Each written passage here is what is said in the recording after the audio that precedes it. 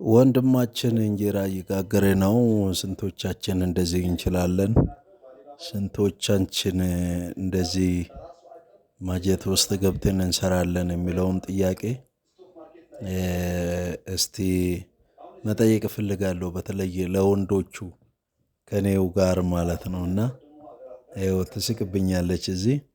ይሄ ወንድማችን አያችሁ፣ ችሎታውን አያችሁ። ቆሞ እኮ ነው የሚጋግረው። ቆሞ በቃ ያለምንም መሳቀቅ የጋገረ ነው እንጀራውንና በእውነት ወንዶች ብቻ ሳይሆን የዚህ ዘመን ሰዎች ወይም ደግሞ ሴቶች እንደዚህ ይጋግራሉ ወይ? አንዳንድ ቤት ሽንኩርት እንኳን መቁረጥ የማይችሉ ጥፍር ብቻ ሽንኩርት እንኳን መክተፍ የማይችሉ ይቅርታ አሉ። ጥፍር ብቻ አሳድገው የሚዞሩ እና በጣም ይገርመኛል። እና እንዲህ ሲል አንድ ነገር ትዝ ይለኛል። አንዱ ሚስት አገባና አሉ ከዛ ጓደኞቹ ቤቴ እንመጣለን ልንጎበኝ ይሉታል። ከዛ ቤቴ እንዳትመጡ አላቸው።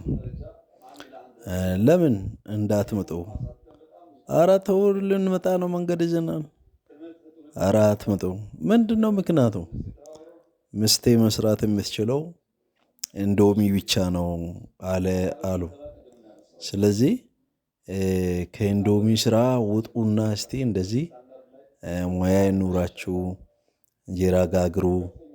ያው ሴት ልጅ የምትፈተነው እዚህ ጋር ነው።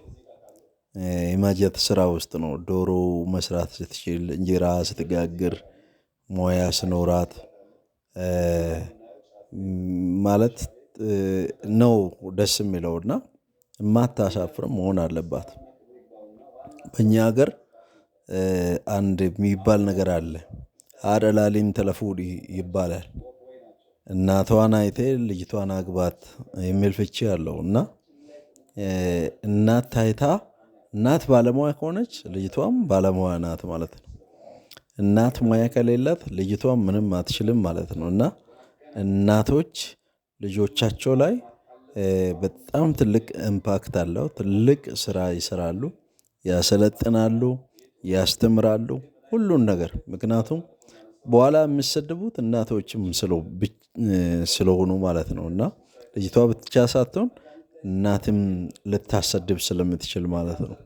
ስለዚህ ወንድማችን በእውነት ብሩክ ሰው ነው። በጣም እንደዚህ ስራ ሲሰራ በጣም የሚገርም ነው። እናመሰግናለን።